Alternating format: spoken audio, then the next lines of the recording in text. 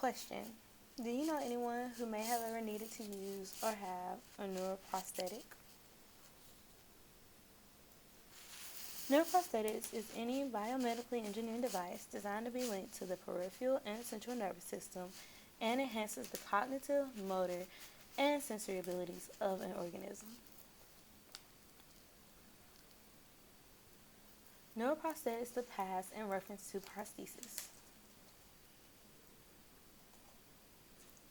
One of the first known prosthetics is a wooden toe. It was discovered in 2000 by researchers who believed they found what seemed to be the oldest prosthetic on a 3,000-year-old mummified body. The body part or prosthetic toe was made out of wood and leather. In the Dark Ages, even though it was about 2,000 years after the mummy, they still had similar prosthetics. Knights in those days wore metal prosthetic limbs made by the same people who made their armor. Pirates back then had either a peg leg or a hook for a hand. Even though we grew up thinking that all pirates had this peg leg or hook, in actual reality, they did not, because they didn't really have surgeons on the ship. The cook had to amputate their limbs. So if they did have a prosthetic, they survived the surgery. In 17th through 19th century, you had the Anglesey leg, which originally got its name from Marquis of Anglesey, because he wore the leg after he lost his in the Battle of Waterloo. But when it was brought over to the U.S. in 1839, it was named the Cephalo leg, and the leg was originally made by James Potts. Then you have the Civil War, the hanger limb, which boosted Americans into the prosthetics field, and it was developed by James Hanger. Neuroprosthetics, the present.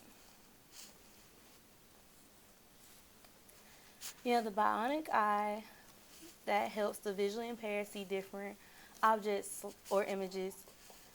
It works by having the chip hooked to the optic nerve and the tiny computer placed behind the ear.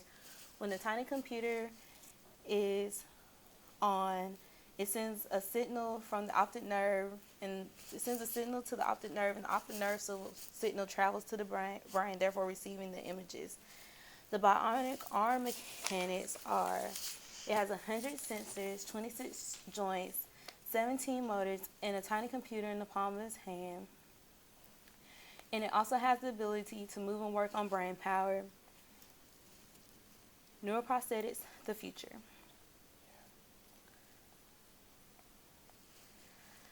The future of the bionic arm is for it to become more realistic.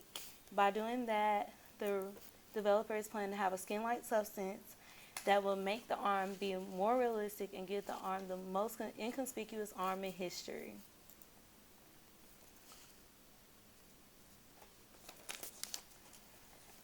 Brain implants is still being tested right as we speak. A man named Ian Burkhart is one who is actually going through the experimental stage of brain implants right now. He broke his neck around 6 years ago when he dove into a wave and slammed into a sandbar. He is paralyzed from mid-chest down and now has no use of his arms below his elbow. The brain implants have helped him be able to swipe a card through a reader, pour contents in a jar and stir it, and can even move his fingers individually to pick up a toothbrush.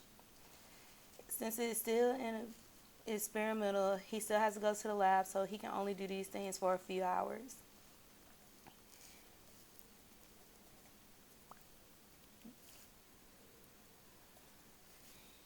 In conclusion, the new developments of brain implants not only look promising but gives hope to many, including Ian. And as for the world of prosthetics, from where it began to where it's going is a dramatic change, starting from a wooden toe to now to the